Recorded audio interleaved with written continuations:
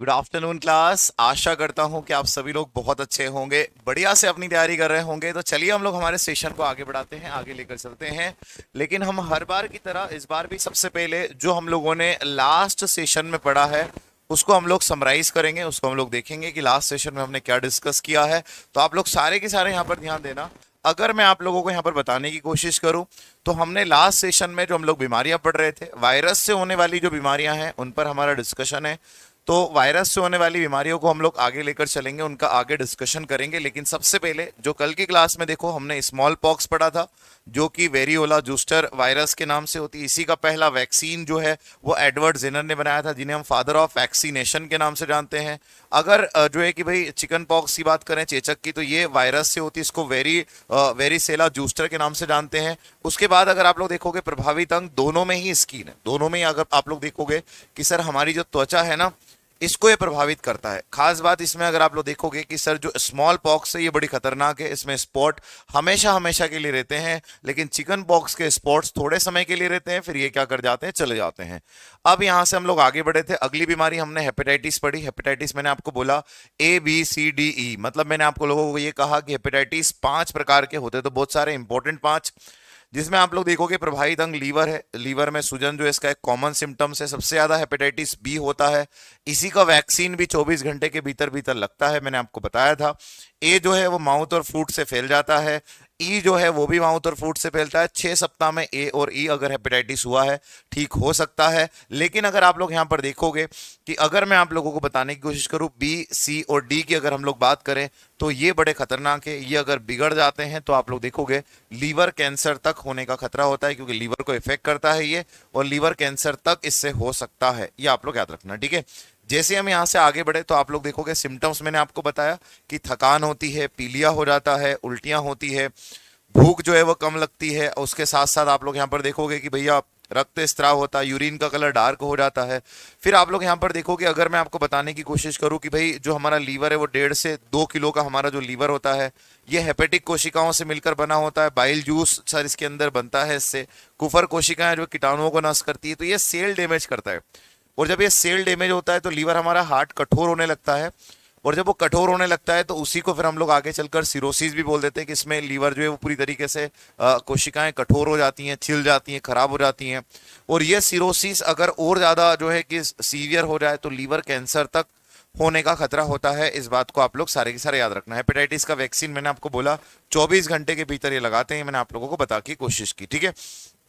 अगर मैं आप लोगों को यहाँ पर बताने की कोशिश करूँ तो आप सारे लोग यहाँ पर ध्यान देना। अगर मैं आपको बताने की कोशिश करूं कि जीका जो है वो, अगर आप लोग देखोगे कि जीका वायरस से होता है, इसका नाम भी जीका वायरस है। दूसरी चीज, इसको फैलाने वाला जो मच्छर है वो मैंने आपको एडिस मच्छर बताया। सर्दी जुकाम कॉमन सिम्टम्स है। जीके में इस इमेज को आप देखकर समझ जाओगे कि सबसे ज्यादा ये जो बच्चा होता है, छोटा सा जो बच्चा आता है, वो उसका ब्रेन अनडेवलप्ड होता है, डेवलप नहीं होता, और ये आकार इस तरीके से बना रहता है, ठीक है। जैसे हम लोग यहाँ से आगे चलते हैं तो मैंने आपको 3 मच्छर यहाँ पर बताए। एक मादा एनाफिलीज बताया, एक मादा एडिस बताया, और एक मादा क्यूलेक्स। तीनों से होने वाली बीमारियां मैंने बताई। मलेरिया, एडिस से आप लोग देखोगे dengue, Zika, chikungunya, yellow fever, ये सब इससे होता है। क्यूलेक्स की अगर हम लोग बात करें, फाइलेरिया, जापानी इंसेफेलाइटिस, ये बीमारियां मैंने आपको बताने की कोशिश की, ठीक है भाई। तो ये आप लोग यहां पर याद रखना।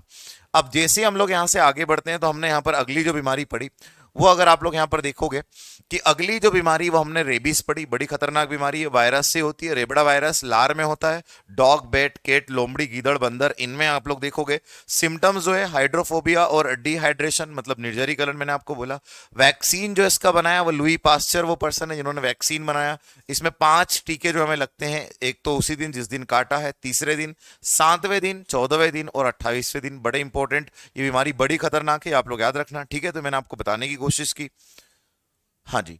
अब हम लोग यहां से आगे बढ़ते हैं। जैसे आप लोग देखोगे, जो आप पूछ रहे हैं बार बार, विशाल की तोतलापन किसके कारण होता है? जीप के मोटा होने के कारण। जीप का जो साइज है वो चेंज हो जाता है, नॉर्मल नहीं होता, उसके कारण ठीक से जो है आवाज नहीं निकल पाती है, ठीक है। अगर आप यहां पर देखोगे कि अगली जो बीमारी, अब हम लोग इबोला पढ़ते हैं, इबोला के बारे में हम लोग जानते हैं कि भाई इबोला क्या होता है, फिर यहां से हमारे सेशन को आगे लेकर चलेंगे। तो आप लोग सारे के सारे यहां पर ध्यान देना। अगर इबोला की बात करें तो सबसे पहले इबोला को हिंदी में भी हम लोग क्या कहते हैं? हिंदी में भी हम लोग इसको इबोला ही कहते हैं। हिंदी में भी अगर आपसे पूछा जाए तो इबोला को याद रखना, इसको इबोला ही कहते हैं। और अगर बात करें इबोला के जो है भैया वायरस की, तो इसके वायरस का अगर मैं आपको नाम बताऊं भाई, इसके वायरस का, तो इबोला के वायरस का नाम भी सिंपल सा इबोला ही है, इबोला विषाणु ही है। तो अगर आपको जो है पूछा जाए कि भाई इबोला, ऐसा तो कभी पूछा जाएगा नहीं आप लोगों से कि इबोला के वायरस का नाम, सिंपल सा इबोला ही है। ये पूछा जाएगा आपसे कि इबोला जो बीमारी है इसको फैलाता कौन है, इसको स्प्रेड कौन करता है, फिर इस बीमारी में क्या होता है ये भी हम लोग देखेंगे। तो इस बीमारी को जो फैलाता है ना वो है बेट, हिंदी में हम लोग कहेंगे चमगादड़, चमगादड़।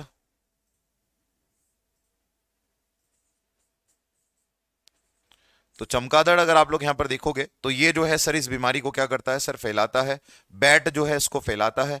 अगर आप लोग यहां पर देखोगे कि सर अगर बात करें सर बैट की, तो इसके सिम्टम्स क्या हैं, क्या इसमें हमें सिम्टम्स देखने को मिलेंगे इस बीमारी में, कि जो बीमारी है इतनी खतरनाक क्यों है इबोला।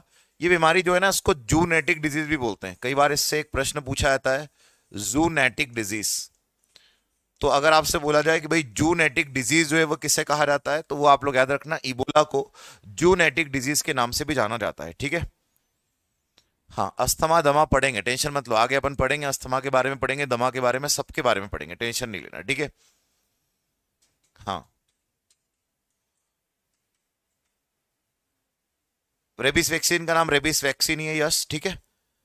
हाँ जी। अब हम लोग यहाँ पर आगे बढ़ते हैं। कल की क्लास में मैंने आपको रेबीज के बारे में पूरा बताया है। अब सिम्टम्स आप लोग यहाँ पर देखो, देखो भाई सिम्टम्स की अगर बात करें तो इबोला के अंदर जो प्रभावित होता है ना वो हमारा पूरा डाइजेस्टिव सिस्टम जो है वो खराब हो जाता है। सबसे पहले तो इसमें आता है फीवर, फीवर के बाद में सिर दर्द, हेडेक होता है, मसल्स पेन, मांसपेशियों में दर्द होता है। यहां पर आप लोग देखोगे जो है वोमिटिंग, लगातार उल्टियां होती है, बॉडी में वीकनेस बनी होती है, डायरिया होता है, ब्लडी और यूरिन जो है आप लोग देखोगे कि सर ब्लडी डायरिया, दस्त में आप लोग देखोगे ब्लड होता है, गले में दर्द होती है और ब्लीडिंग होती है, हाथ में से आप लोग देखोगे पोर्स में से खून जो है वो बाहर आने लगता है। तो इतनी खतरनाक बीमारी है जो इतने सारे सिम्टम्स ये करती है, जो कि आप लोग देखो कौन सी है, इबोला। तो इबोला आप लोग यहां पर याद रखना। हाँ बिल्कुल, स्मॉल पॉक्स को बड़ी माता और आप लोग देखोगे चिकन पॉक्स को छोटी माता के नाम से जानते हैं हम लोग। बड़ी माता छोटी माता दीपक अपन इसको बोलते हैं, बिल्कुल कल मैंने आपको बताया भी था, ठीक है। हाँ, तो ये आप लोग यहाँ पर याद रखना, ये मैंने आप लोगों को इसके सिम्टम्स बता दिए। अगली जो बीमारी है ना उसका नाम है खसरा। और अगर आप लोग देखोगे खसरा की अगर हम लोग बात करें तो सबसे पहले ये भी वायरस से होती है। खसरा भी अगर आप लोग देखोगे तो खसरा भी किससे होता है, खसरा भी आप लोग यहां पर याद रखना ये वायरस से होता है, इसको हम लोग विषाणु ही कहेंगे। और अगर खसरा की अगर आप लोग देखोगे कि खसरा की अगर हम बात करें, वायरस की अगर हम लोग बात करें, हाँ रीना जी पेपर अपना दोनों लैंग्वेज में ही होता है, पेपर अपना दोनों लैंग्वेज में ही होता है। वो इंग्लिश में ही ऐसा लिख देते हैं, जैसे आप लोग देखोगे कि इबोला जो है ना, इबोला को इंग्लिश में ऐसे लिखेंगे और हिंदी में हम लोग इसको ऐसे बोल देंगे इबोला, तो बस इसको ऐसे लिख देगा वो इबोला। आप लोगों को क्या मिलेगा, विषाणु। तो दोनों लैंग्वेज में आपको पेपर मिलता है, हिंदी में भी और इंग्लिश में भी, दोनों लैंग्वेज में मिलता है, ठीक है। अब आप लोग यहां पर देखोगे बिल्कुल मॉर्बेली वायरस, बिल्कुल साजन आपने करेक्ट किया।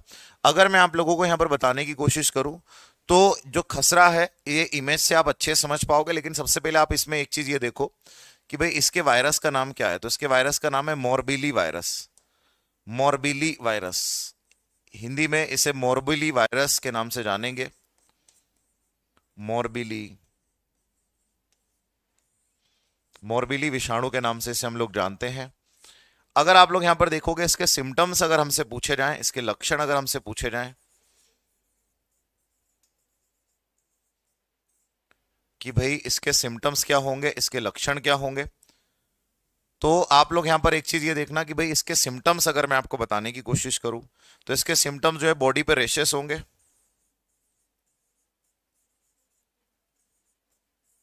बॉडी पर रेशेस होंगे। उसके बाद में आप लोग देखो फीवर आएगा, फीवर आएगा, बुखार आएगा। तो यहां पर आप लोग देखोगे तेज बुखार रहेगा व्यक्ति को और बॉडी पे रेशेस पड़ जाएंगे। ये जो आपको दिख रहा है ना ये खसरा इस तरीके से होता है।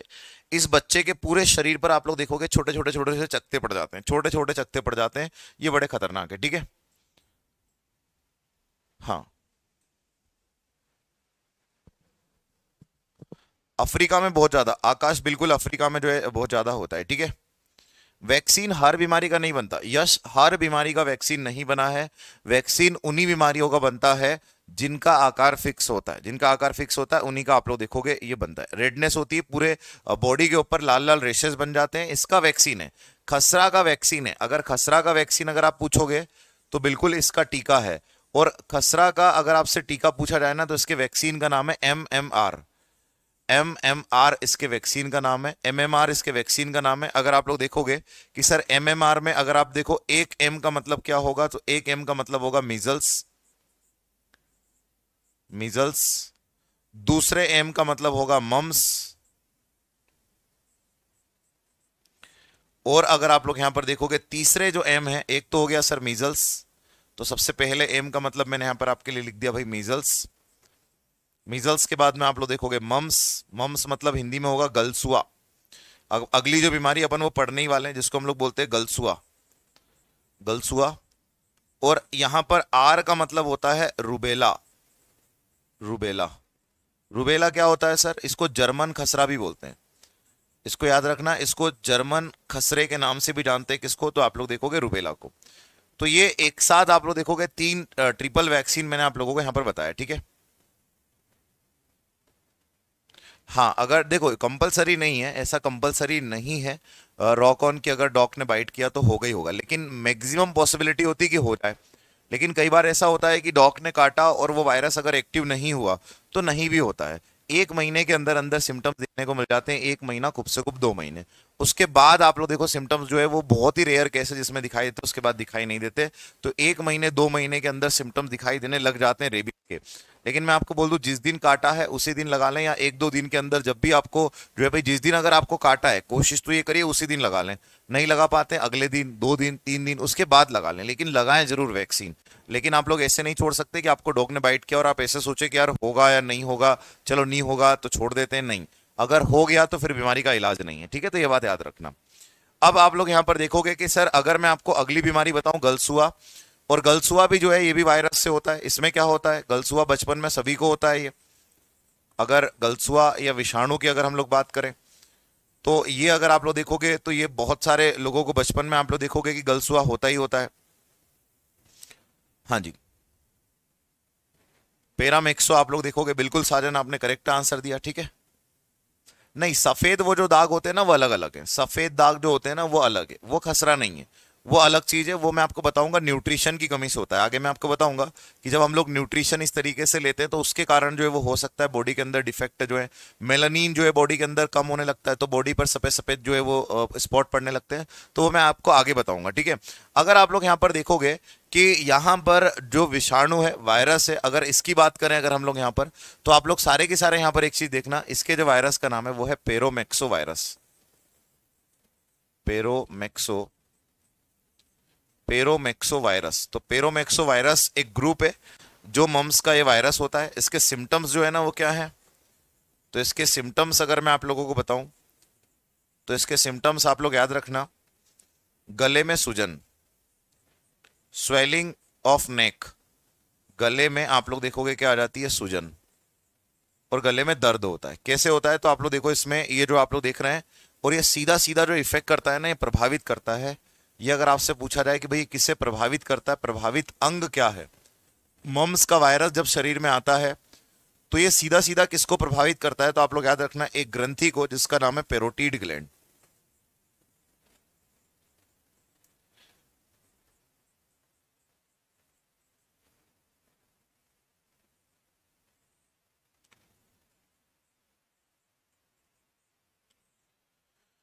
तो जो पेरोटिड ग्रंथि है ना, इसमें आप लोग देखोगे इसमें क्या होता है सर, इसमें सूजन आती है, इसमें स्वेलिंग आती है, ठीक है। तो ये आप लोग याद रखना। सिम्टम्स नहीं आएंगे रूपाली, रूपल सिम्टम्स नहीं पूछेंगे आपसे, वो सिर्फ ये पूछेंगे किस तंत्र को प्रभावित करता है, पाचन तंत्र को। ये बोला याद रखना, किसको प्रभावित करता है, हमारे पूरे पाचन तंत्र को गड़बड़ कर देता है, ठीक है।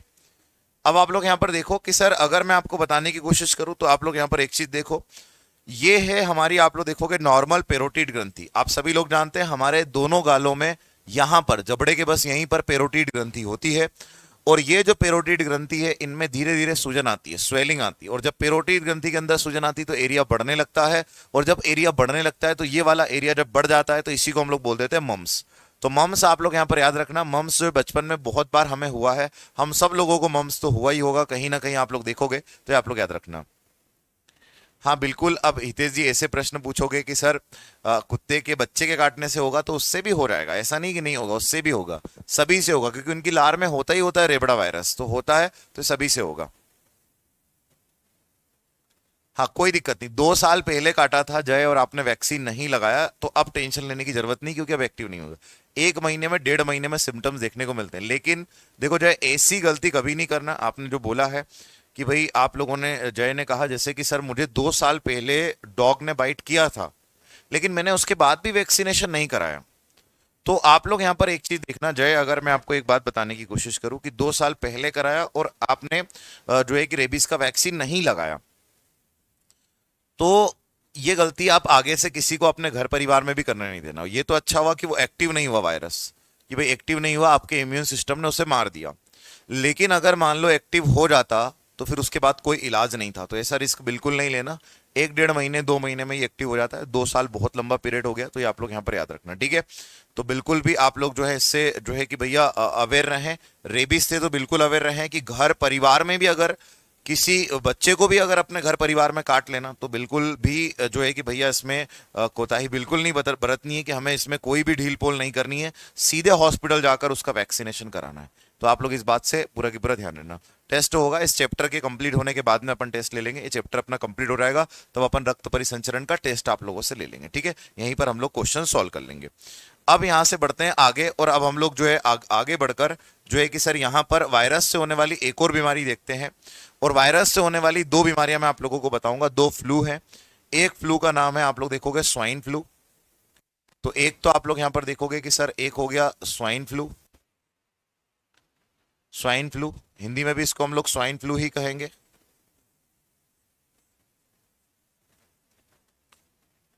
तो एक तो हो गया स्वाइन फ्लू, और दूसरा आप लोग यहां पर देखोगे, दूसरा होगा बर्ड फ्लू।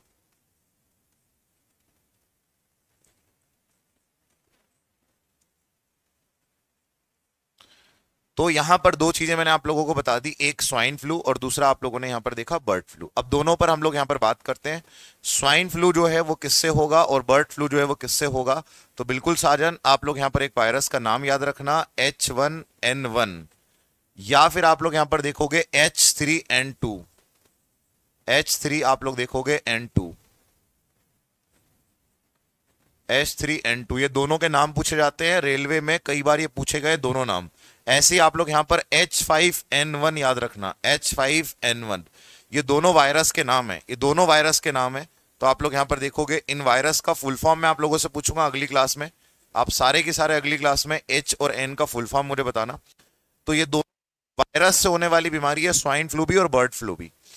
एक वायरस का नाम है H1N1, दूसरे का H3N2 नाम है। और बर्ड फ्लू आप लोग देखोगे, दोनों वायरस के कारण स्वाइन फ्लू होता है, और बर्ड फ्लू अगर आप लोग देखोगे तो ये होता है H5N1। अब देखो, जब भी आपको एक शब्द यहां पर दिखे ना,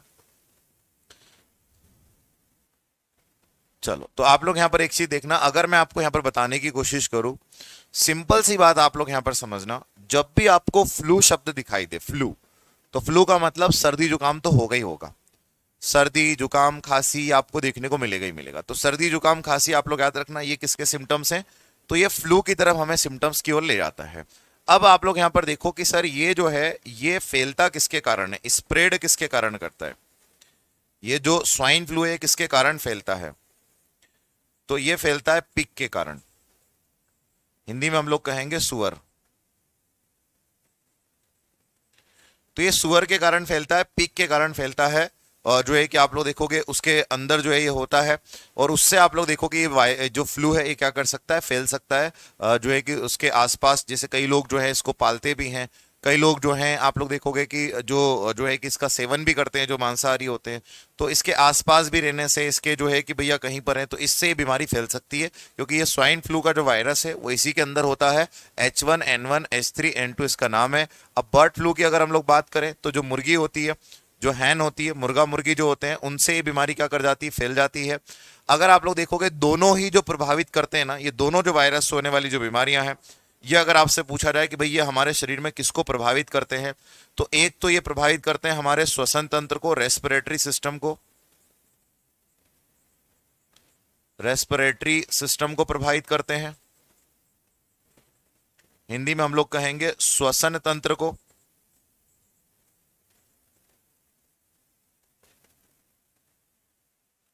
रेस्पिरेटरी श्वसन तंत्र को प्रभावित करते हैं, तो ये आप लोग याद रखना। दूसरा आप लोग यहां पर देखोगे रेस्पिरेटरी सिस्टम को तो ये प्रभावित करते ही करते हैं, एक और चीज को ये प्रभावित करते हैं दोनों फ्लू, इम्यून सिस्टम को, इम्यून सिस्टम को, इम्यून सिस्टम को भी प्रभावित करते हैं। प्रतिरोधक क्षमता जो है वो भी कम होती है इसके अंदर, ये भी आप लोग याद रखना। यहां पर मैं लिख देता हूं इम्यून सिस्टम, या फिर केवल एक शब्द यहां पर लिख दूंगा मैं, इम्यूनिटी। तो अगला मैंने यहां पर एक लोगों के लिए, आप लोगों के लिए शब्द लिख दिया इम्यूनिटी, और आप समझते हैं इम्यूनिटी तो अच्छे से, हिंदी में प्रतिरोधक क्षमता, प्रतिरोधक आप लोग देखोगे क्षमता, तो इसको प्रभावित करते हैं ये, तो आप लोग याद रखना रेस्पिरेटरी और इम्यून सिस्टम को प्रभावित करते हैं, ठीक है। अगर आप लोग यहां पर देखोगे ये भी रेस्पिरेटरी सिस्टम को प्रभावित करता है,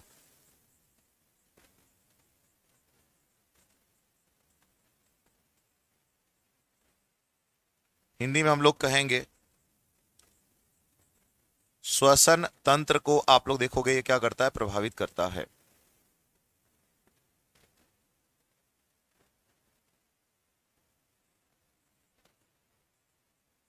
श्वसन तंत्र को ये प्रभावित करता है, तो ये आप लोग याद रखना। ये दोनों मैंने आप लोगों को बताए हैं। कई बार आप लोगों ने सुना होगा कि जो बर्ड फ्लू है बहुत तेजी से फैल गया, और जब बर्ड फ्लू जो है बहुत तेजी से अगर फैल जाता है तो आप लोग सारे के सारे जानते हैं कि फिर कई बार ऐसा होता है कि जो मुर्गियां होती हैं उनको मार दिया जाता है, गवर्नमेंट के द्वारा आदेश दिया जाता है कि इनको एक बड़ा गड्ढा खोदा जाए और उसके अंदर इनको दफन कर दिया जाए। क्यों? क्योंकि ताकि इससे आप लोग देखोगे आगे ये फैल ना पाए। चलो अब हम लोग यहाँ से आगे बढ़ते हैं, और आगे बढ़कर हम लोग जो हैं कि सर इन बीमारियों के बाद में अब हम लोग जो है बैक्टीरिया से होने वाली बीमारियों को पढ़ना शुरू करते हैं।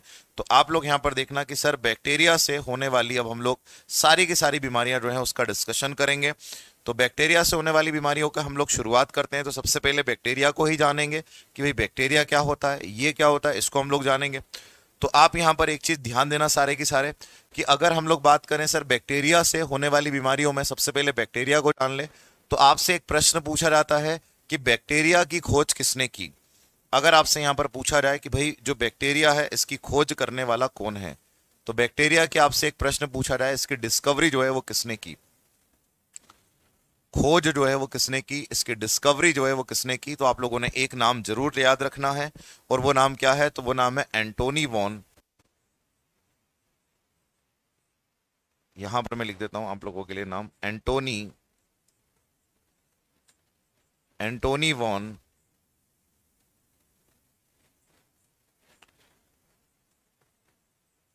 लिवेन, एंटोनी वॉन लिवेनहुक।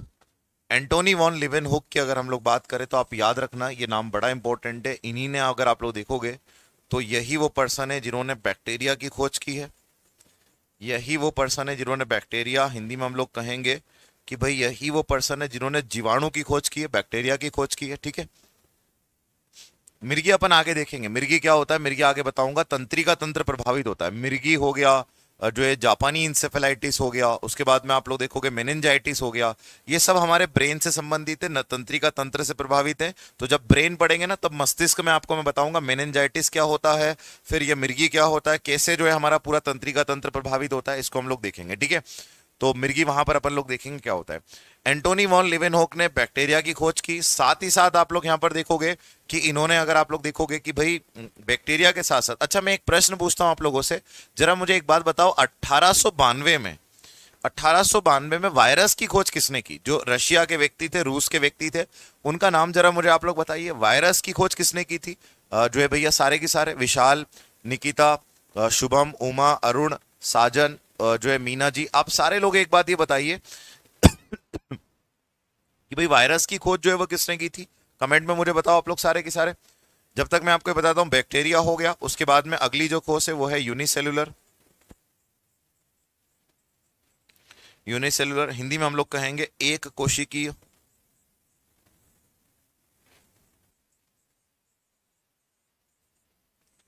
एक कोशिकीय जीव की इन्होंने खोज की, एंटोनी वॉन लिवेनहुक ने।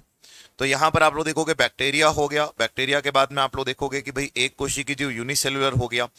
उसके बाद आप लोग यहां पर देखना लिविंग सेल की खोज भी इन्होंने की है। लिविंग सेल की अगर आपसे पूछा जाए कि भाई लिविंग सेल, हिंदी में हम लोग कहेंगे सजीव कोशिका। तो अगर आपसे पूछा जाए सजीव कोशिका की खोज किसने की, तो सजीव कोशिका में भी आंसर क्या होगा, एंटोनी वॉन लिवेनहोक ही होगा।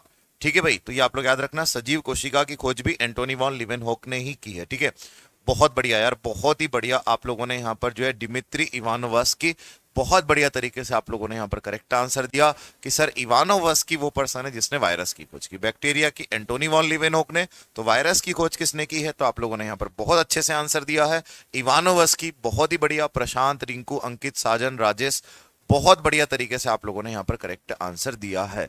चलो भाई हम लोग आगे बढ़ते हैं। कुछ लोग यहाँ पर उसको नाम वैसे याद रख लिया इन लोगों ने, जैसे राजेश जी यहाँ पर लिख रहे हैं विस्की।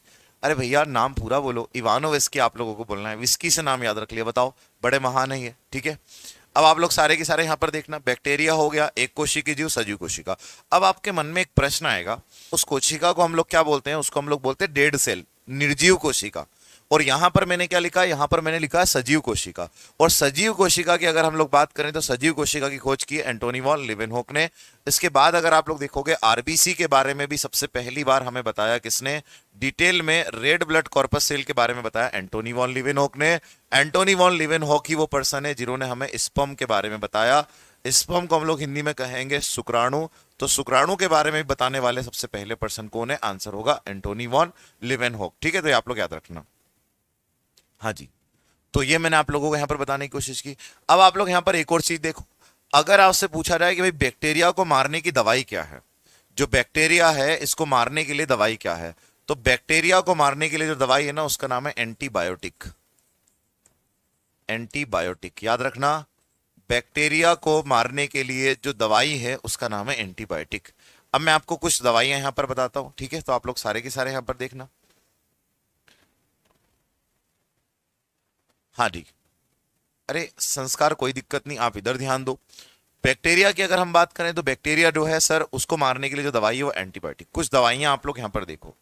सबसे पहली दवाई अगर मैं आप लोगों को बताऊं ना, तो सबसे पहली दवाई मैंने आपके लिए यहां पे लिख दी एंटीबायोटिक। सबसे पहली दवाई मैंने आपके लिए क्या लिखी, एंटीबायोटिक। दूसरे नंबर पर मैंने आपके लिए लिखा एंटीसेप्टिक। तीसरे नंबर पर मैंने आप लोगों के लिए यहां पे लिखा एनाल्जेसिक। एनाल्जेसिक। और चौथे नंबर पर मैंने आप लोगों के लिए दवाई जो लिखी वो लिखी मैंने एंटासिड।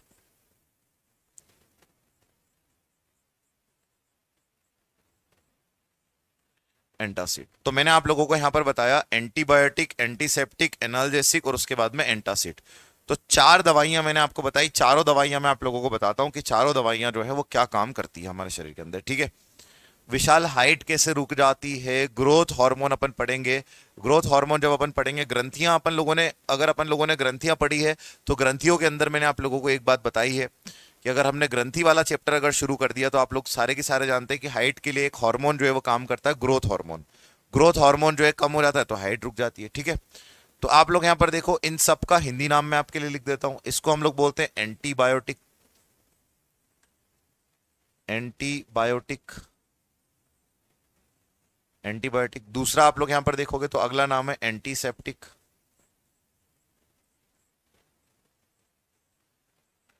एंटीसेप्टिक। तीसरा आप लोग यहां पर देखोगे तो ये होगा एनाल्जेसिक।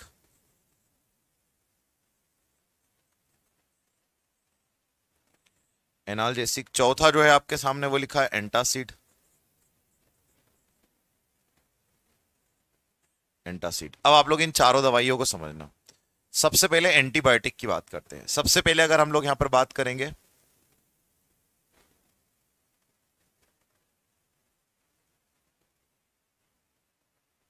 हाँ जी, अब आप लोग यहां पर सारे के सारे देखो। अगर मैं आपको यहां पर बताने की कोशिश करूं, एंटीबायोटिक जो है ये किसको, ये दवाइयां कब उपयोग की जाती है, तो बैक्टीरिया को मारने के लिए। बैक्टीरिया हिंदी में हम लोग कहेंगे जीवाणु। तो ये दवाई जो आप लोग देखोगे कि सर जीवाणु के संक्रमण से बचाती है, जीवाणु के संक्रमण से बचाती है।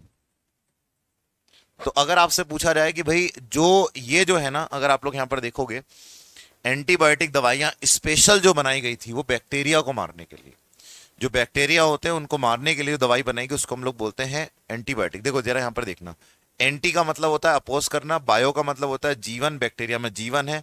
तो जिन आप लोग देखो जीवों में जीवन होता है उनको मारने के लिए जो दवाई है उसका नाम है एंटीबायोटिक। एंटीसेप्टिक अगर आप लोग देखोगे ना तो ये हमें बचाती है बाहरी संक्रमण से, ये हमें बचाती है बाहरी संक्रमण से। बाहरी संक्रमण मतलब क्या हो गया सर? तो अगर आप लोग देखोगे बाहरी संक्रमण, जैसे एंटीसेप्टिक क्रीम आप सभी लोगों ने यहां पर सुना होगा। अगर मैं आपको बताने की कोशिश करूं, एंटीसेप्टिक क्रीम सभी लोगों ने सुना होगा, एडवर्टाइजमेंट भी आता था टीवी पर, एंटीसेप्टिक क्रीम बोरोप्लस स्वाहा। तो बोरोप्लस हमने लगाया मतलब सर हमारी जो स्किन है वो अगर आप लोग देखोगे वो प्रोटेक्ट हो गई। ठंड में कई प्रकार के लोशन हम लोग लगाते हैं, जब विंटर का समय आता है, ठंड का समय आता है, तो अलग अलग प्रकार के हम लोग लोशंस लगाते हैं, अलग अलग प्रकार के लोशन का उपयोग करते हैं जिससे हमारी स्किन को बचाने की। तो बाहरी संक्रमण को बचाने के लिए जो भी आप दवाई का इस्तेमाल करोगे वो एंटीसेप्टिक होगा, ठीक है? तो ये आप लोग यहां पर याद रखना।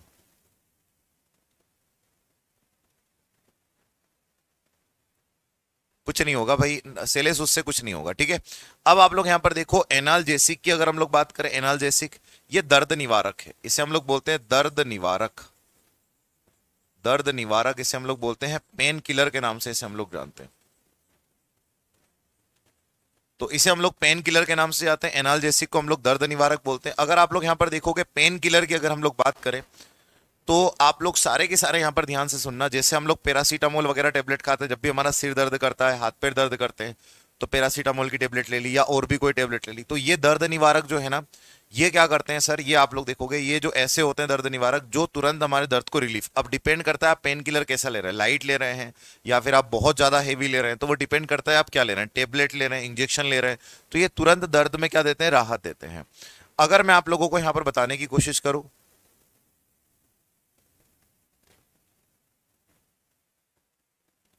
चलो अब आप लोग यहां पर देखो, अगर मैं आपको बताने की कोशिश करूं एंटासिड की अगर हम लोग बात करें, तो एंटासिड अगर आप लोग यहां पर देखोगे ना तो ये क्या है, देखो जो है ना तुम लोग बीच में जो है आप लोग देखोगे, जैसे नरेंद्र जी बीच में तुम लोग जो क्वेश्चन पूछते हो ना, ये जो क्वेश्चन तुम लोग पूछते हो बीच में एकदम से, हम लोग टॉपिक पढ़ेंगे जब हम लोग प्रजनन तंत्र पढ़ेंगे, रिप्रोडक्शन हम लोग पढ़ेंगे तो वहां पर पूरा डिटेल में देखेंगे। लेकिन आप लोग यहां पर देखो कि सर अगर आप यहां पर रिप्रोडक्शन का क्वेश्चन अभी आप पूछते हैं कि सर महिला किस उम्र से, तो मैं बता तो दूंगा आपको कि भाई 20 साल से लगाकर 35 साल की वो उम्र है जो गर्भ अवस्था की सबसे अच्छी एज मानी जाती है। कि 20 से लगाकर 35 साल की जो उम्र है वो गर्भवती महिला के लिए जो है आप लोग देखोगे बढ़िया होती है। लेकिन इससे क्या होता है, इससे क्लास भी डिस्टर्ब होती है हमारी, कि बीच में अब ये टॉपिक जो है हम लोग वहां पर आप पूछोगे, लेकिन अभी आपने यहाँ पर पूछ लिया तो वो सारी चीजें गड़बड़ हो जाती है। तो थोड़ा सा पेशेंस रखा करो, जब हम टॉपिक पर आएंगे ना तब वहां पर आपको सारी चीजें क्लियर हो जाएगी। एंटासिड की अगर हम लोग बात करें तो ये एसिडिटी को कम करता है, एसिडिटी को कम करता है। तो आप लोग यहां पर याद रखना, एसिडिटी को कम करता है, एंटीबायोटिक मैंने बता दिया, एंटीसेप्टिक बता दिया, एनाल्जेसिक बता दिया, एंटासिड बता दिया। तो ये सारे आप लोग याद रखना जो हमारी एग्जाम की दृष्टिकोण से इंपॉर्टेंट दवाइयां हैं। चलो भाई अगली बीमारी पर आते हैं। सबसे पहले हम लोग यहां पर बीमारी जो पढ़ेंगे वो पढ़ेंगे ट्यूबरक्लोसिस। और अगर ट्यूबरक्लोसिस की बात करें तो इसको एक नाम से जानते हैं, इसको हम लोग टीबी भी बोलते हैं शॉर्ट फॉर्म में, इसी को हम लोग तपेदिक भी बोलते हैं, इसी को हम क्या बोलते हैं, तपेदिक भी बोलते हैं, इसी को हम लोग क्षय रोग भी बोलते हैं, इसी को अगर आप लोग देखोगे तो इसी को क्षय रोग के साथ साथ इसी को यक्षमा भी बोलते हैं, ठीक है? तो ये सारे इसके नाम हैं, ये आप लोग याद रखना कि सर इसको टीबी कहें, तपेदिक कहें, क्षय रोग कहें, यक्षमा कहें, सारे ट्यूबरक्लोसिस के नाम है, ये आप लोग याद रखना, ठीक है?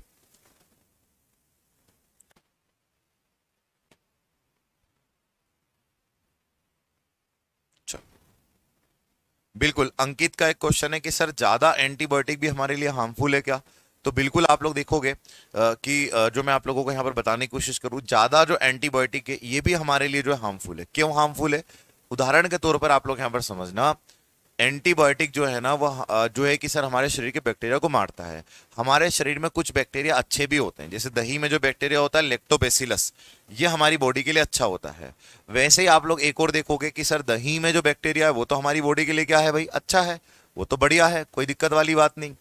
लेकिन अगर वहीं पर मैं आप लोगों को बोलूं कि दही का बैक्टीरिया हमारे लिए अच्छा है, वैसे ही ई कोलाई एक बैक्टीरिया हमारी आंत में होता है जो विटामिन के बनाता है, वो भी हमारे लिए अच्छा है। तो आप लोग यहाँ पर देखोगे कि सर अच्छे बैक्टीरिया भी होते हैं, ज्यादा एंटीबायोटिक दवाइयां लेंगे तो अच्छे बैक्टीरिया भी मरेंगे जो हमारे लिए नुकसानदेह। जैसे नेचुरल जो एंटीबायोटिक अगर आपको मैं बताऊं तो नेचुरल एंटीबायोटिक शहद है और दूसरा है हल्दी, ये प्राकृतिक एंटीबायोटिक है। अगर आप शहद खाते हैं मतलब आप लोग देखोगे कि ये भी एंटीबायोटिक जो खराब बैक्टीरिया उनको मारता है। एक चम्मच शहद रोज आपको खा ले तो बढ़िया है आपके लिए। लेकिन अगर आप लोग जो हैं कि शहद ज्यादा अमाउंट में खाओगे तो उससे आप लोग देखोगे कि अच्छे बैक्टीरिया भी हमारी बॉडी के क्या कर जाएंगे, मर जाएंगे। ठीक है, तो ज्यादा एंटीबायोटिक ये आप लोग देखोगे, ये जो आप लोग देखोगे गड़बड़ होता है। अब दूसरी चीज मैं आप लोगों को यहां पर बताऊं, अगर मैं आपको बताने की कोशिश करूं, टीबी पर आते हैं। टीबी जो है एक बीमारी जो है ये बैक्टीरिया से होती, बड़ी खतरनाक बीमारी है ये भाई। टीबी जो है ये बैक्टीरिया से होती है, हिंदी में हम लोग कहेंगे जीवाणु से होने वाली बीमारी है, बैक्टीरियल डिजीज है। आपके सामने है, बैक्टीरिया का नाम आपसे पूछा जाता है कि भाई इसके बैक्टीरिया का नाम क्या है, तो इसके बैक्टीरिया का नाम आप लोग याद रखना, Mycobacterium, Mycobacterium, Mycobacterium tuberculosis,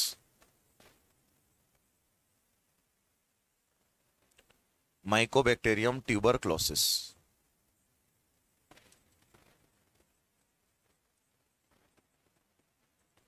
Mycobacterium tuberculosis इसका नाम है, तो इसको हम लोग हिंदी में भी यही कहेंगे, माइकोबैक्टीरियम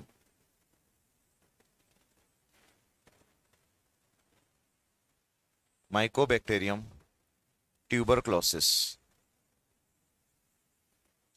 माइकोबैक्टीरियम ट्यूबरक्लोसिस।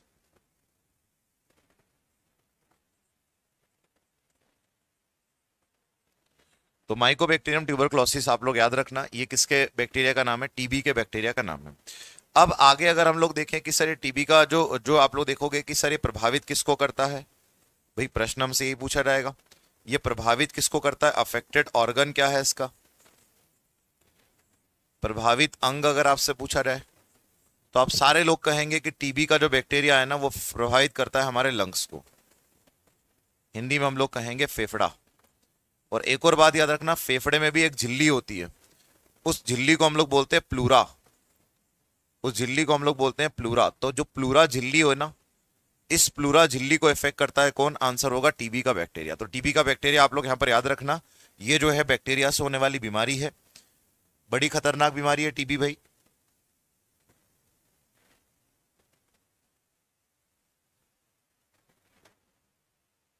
अब आप लोग यहां पर देखो कि कैसे पहचाने हम कि भाई टीबी हुई है, क्या सिम्टम्स हमें देखने को मिले कि व्यक्ति को जो है वो जो है कि आप लोग देखोगे टीबी हुई है। लक्षण की अगर हम लोग बात करें कि क्या लक्षण है, तो एक लक्षण है 2 वीक तक लगातार खांसी आए, 2 वीक तक क्या हो भाई, खांसी आए। 2 वीक तक लगातार अगर आप लोग देखोगे खांसी आती है, प्लस खांसी के साथ में आप लोग देखो क्या आने लग जाए, ब्लड, खांसी के साथ में आने लग जाए रक्त। दूसरा आप लोग देखोगे वजन घटना, वजन घटना, वेट लॉस। और अगर आप लोग देखोगे रात में पसीना आना, रात में आप लोग देखोगे पसीना आना, ये सिम्टम्स है ट्यूबरक्लोसिस के। तो आप लोग यहां पर याद रखना, जो अगर मैं आप लोगों को बताने की कोशिश करूं, एसिडिटी का मतलब मैंने आपको पाचन तंत्र में बताया था, जब हम लोगों ने पाचन तंत्र पढ़ा था हम सभी लोगों ने, तब देखा था कि एसिडिटी का मतलब क्या होता है। पेट में जब एसिड बढ़ जाता है, ये हमारा पेट है, इसमें जब आप लोग देखोगे कि पेट में एसिड निकलता है HCl, और हाइड्रोक्लोरिक अम्ल जब बढ़ जाता है तो उसके कारण आप लोग देखोगे क्या होती है भाई, एसिडिटी होती है। एक और चीज आप लोग यहां पर देखो, एसिड ज्यादा मतलब एसिडिटी। टीबी का नाम, टीबी, तपेदिक, क्षय रोग, यक्षमा। अगर आप लोग यहां पर देखोगे बैक्टीरिया का नाम पूछा जाए, माइकोबैक्टीरियम ट्यूबरक्लोसिस, प्रभावित किसको करता है, लंग्स को, लंग्स में भी झिल्ली को जिसको बोलते हैं प्लूरा। 2 सप्ताह तक अगर आपको लगातार खांसी आ रही है, 2 सप्ताह हो गए और लगातार अगर आपको खांसी आ रही है और खांसी में खून भी आ रहा है, देखो सिंपल खांसी आए कोई दिक्कत वाली बात नहीं है, वो नॉर्मली ठीक हो जाएगी, काली खांसी भी हो सकती है। लेकिन अगर आप लोग यहां पर देखोगे कि लगातार 2 सप्ताह तक खांसी आ रही है और उसमें ब्लड भी आ रहा है, खून भी आ रहा है, और अगर खून भी आ रहा है तो ये सिम्टम्स है टीबी की बीमारी के। दूसरी चीज, वजन तेजी से घट रहा है तो भी टीबी के सिम्टम्स है, रात में पसीना आता है तो भी आप लोग देखोगे टीबी के सिम्टम्स है। तो ये सारे टीबी के सिम्टम मैंने आप लोगों को यहां पर बताए। अब आप लोग यहां पर देखोगे टीबी कहीं भी हो सकती है, टीबी कोई भी ऑर्गन में हो सकती है। टीबी अगर आप लोग यहां पर देखोगे कहीं पर भी हो सकती है, ब्रेन में भी हो सकती है, कहीं पर भी हो सकती है। लेकिन जो मैक्सिमम टीबी होती है ना वो लंग्स में होती है, जिसको पल्मोनरी ट्यूबरक्लोसिस बोलते हैं। इसको हम लोग बोलते हैं पल्मोनरी। सबसे ज्यादा जो टीबी होती है वो पल्मोनरी टीबी होती है। तो पल्मोनरी टीबी जो है वो किसको इफेक्ट करती है? लंग्स को। लंग्स की जो झिल्ली है ना, इस झिल्ली को हम लोग बोलते हैं प्लूरा। ये जो झिल्ली आपको दिखाई दे रही है इसी को बोलते हैं प्लूरा। ये सबसे पहले जो है खराब होती है। और फिर आप लोग यहाँ पर देखोगे कि अब इस बीमारी में हमने ये बात तो देख ली कि भाई ये फैलती कैसे, क्या होता है, सारी चीजें। अगर मैं आप लोगों को इस बीमारी के बारे में बताने की कोशिश करूं तो इस बीमारी में आप लोग देखोगे कि ये स्प्रेड कैसे होती है, फैलती कैसी है, इसको आप लोग यहां पर समझने की कोशिश करो। भाई ये बीमारी फैलती कैसे है? ये बीमारी अगर आप लोग देखोगे ना, ये बीमारी फैलती कैसे है, तो आप याद रखना ये बीमारी फैलती है हवा से। हवा से फैलती है। फिर आप लोग देखोगे कि सर वायु से तो फैलती है, वायु के साथ साथ ये भोजन से भी फैल जाती है, फूड से भी ये बीमारी क्या कर सकती है? फैल सकती है। तो आप लोग यहां पर एक चीज देखना कि अगर आपसे पूछा जाए कि भाई टीबी जो है वो किससे फैल सकती है, तो आप लोग यहां पर देखोगे कि सर ये जो बीमारी है फूड से फैल सकती है। जैसे फूड में अगर आप लोग देखोगे तो सबसे ज्यादा जो फैलने का चांसेस है वो है वाटर, पानी से फैलती है। अब आप लोग यहां पर एक बात याद रखना, ठीक है? हाँ,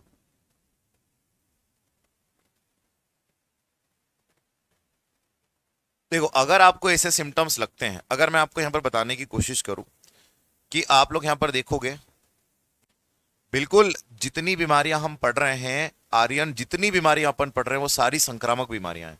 और संक्रामक बीमारियों को अगर आप लोग देखोगे ना तो ये एक व्यक्ति से दूसरे व्यक्ति तक क्या कर जाती हैं? फैल जाती हैं। जितनी बीमारियां हम लोग पढ़ रहे हैं ये सारी संक्रामक बीमारियां हैं। और ये बीमारियां आप लोग याद रखना, ये एक व्यक्ति से दूसरे व्यक्ति तक क्या कर जाती हैं? फैल जाती हैं। अब यहां पर आप लोग सारे के सारे एक बात समझने की कोशिश करना जो मैं आप लोगों को यहां पर बताने वाला हूं। और वो ये बताने वाला हूं कि ये बीमारी जब हवा से फैलती है तो भाई ये एक व्यक्ति से दूसरे व्यक्ति तक तो बड़ी खतरनाक तरीके से फैल जाएगी। हवा से फैलने वाली बीमारी आप समझ रहे हैं? मतलब अगर टीबी का पेशेंट यहां आया और हमारे आसपास से गुजर गया तो हमें भी टीबी हो सकती है। तो फिर बचाव क्या है सर इसका? जब हवा से फैलने वाली बीमारी इतनी खतरनाक बीमारी है तो फिर इसका बचाव क्या है? अब आप लोग यहां पर देखोगे कि अगर मैं आप लोगों को यहां पर बताने की कोशिश करूं कि भाई जब यह हवा से फैलने वाली बीमारी है, इतनी खतरनाक बीमारी है, तो इसका सॉल्यूशन है वैक्सीन। इसका सॉल्यूशन है वैक्सीन, मतलब टीका।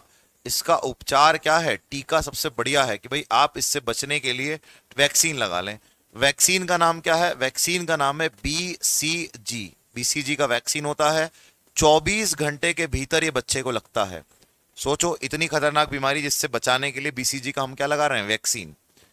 जैसे ही बच्चे का जन्म होता है सबसे पहले उसको टीबी से बचाया जाता है कि भाई टीबी से बचा लो इसको, ट्यूबरक्लोसिस बीमारी से बचा लो और उसको क्या लगा दो? टीका लगा दो, वैक्सीन लगा दो।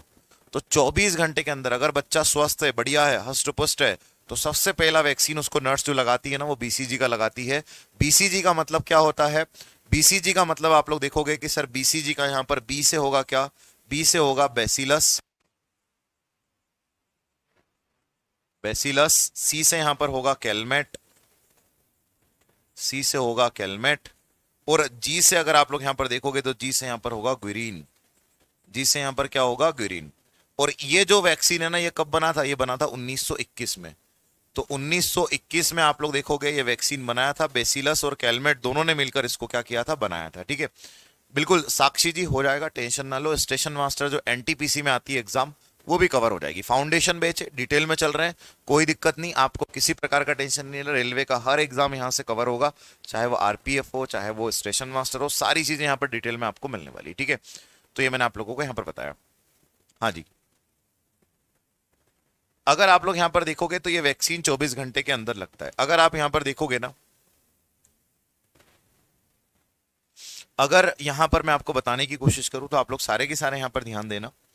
ये जो बैसिलस, कैलमेट और घुरीन, ये अगर आप लोग देखोगे ये जो वैक्सीन है बीसीजी का, ये 24 घंटे के भीतर ही जो है व्यक्ति को क्या कर जाता है? भैया लग जाता है जब बच्चे ने जन्म लिया तभी। क्यों? क्योंकि टीबी हवा से फैलती है। इसीलिए देखना डॉक्टर जो है वो कहते हैं कि भाई बच्चे से ऐसे पेशेंट को मिलने ना दिया जाए जिसको टीबी हो। क्योंकि स्टार्टिंग में अगर बच्चे को वैक्सीन नहीं लगा और बच्चे को ऐसे व्यक्ति से मिला दिया गया जिसको टीबी है, तो हवा से फैल जाएगी, उसका बैक्टीरिया बच्चे के अंदर चला जाएगा, और जब बच्चे के अंदर चला जाएगा तो आप लोग देखोगे कि सर बच्चे को टीबी हो सकती है। और ये ऐसी बीमारी है जिसका इलाज बहुत लंबे समय तक चलता है, उसके बाद तक हमें सॉल्यूशन देखने को मिलता है कि भाई जब जाकर हमें एक प्रॉपर सॉल्यूशन मिलता है। बहुत लंबे समय तक इसकी दवाइयां चलती है। एक संस्था काम करती है टीबी के लिए, जिस संस्था का नाम डॉट्स है। ये डॉट्स जो है वो दवाइयां वगैरह देते रहती है, सारी चीजें करती है, ठीक है। चलो, तो अब हम लोग यहाँ पर आगे बढ़ते हैं, ठीक है। अब अगर आप लोग यहाँ पर देखोगे कि सर बैसिलस कैलमेट ग्यूरिन मैंने आप लोगों को यहाँ पर बता दिया, बीसीजी के जो है भैया वैक्सीन का नाम। मैं आपसे एक क्वेश्चन पूछता हूँ, उस क्वेश्चन का आप लोग आंसर दीजिएगा। एक बीमारी मैं आप लोगों से पूछता हूँ कि डेंगू के वायरस का नाम बताओ। डेंगू होता है एडिस मच्छर से। तुम सारे के सारे मुझे पिछली क्लास का ये बताओ, पहली क्लास जो हमने बीमारियों की शुरू की थी, कि भाई डेंगू जो है वो किसके कारण होता है। किस आप लोगों से पूछा जाए कि भाई वायरस के कारण होता है, बताओ सारे के सारे, डेंगू किस वायरस के कारण होता है।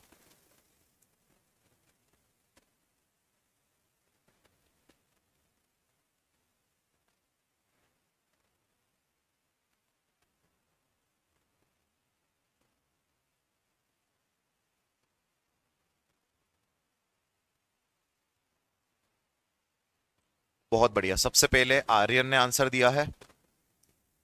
नहीं, वैक्सीन लेने के बाद टीका नहीं होगा। वैक्सीन लेने के बाद टीका जो है कि भैया टीबी नहीं होगी, ठीक है।